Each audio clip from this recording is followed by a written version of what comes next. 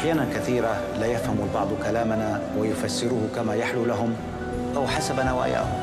هنا نحن مسؤولون عن كلامنا وليس عن فهم البعض، ومهما شرحنا سيبقى هناك فجوة اسمها سوء الفهم أو سوء الظن. حينها يكون الصمت هو الحل، وحتى هذا الصمت هناك من يسيء تبريره أو فهمه. نعم، بعض العلاقات والأشخاص متعبون، وكل طاقتك بالتبرير أو ادعاء البراءة يستنسفون، وكأنك طوال الوقت متهم أو تذر الرماد في العيون.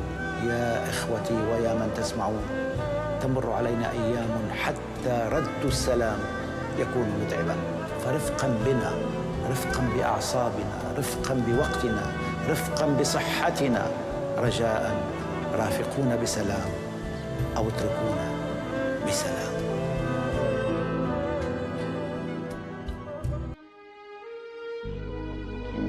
الدنيا 3 أيام، الأمس عشناه ولن يعود، اليوم نعيشه ولن يدوم، والغد لا ندري أين سنكون.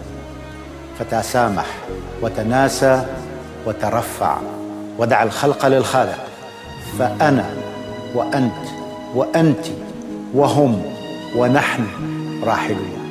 فمن أعماق قلبك سامح من أساء إليك، وتجاوز عن السيئة بالغفران أو النسيان، فالغفران هديتك للآخرين، أما النسيان فهو هديتك لنفسك.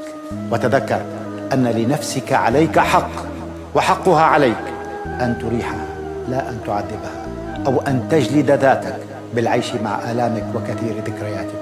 دع الماضي بكل ما فيه وتعلم منه، ثم انظر واستعد للقادم من أيامك وحياتك.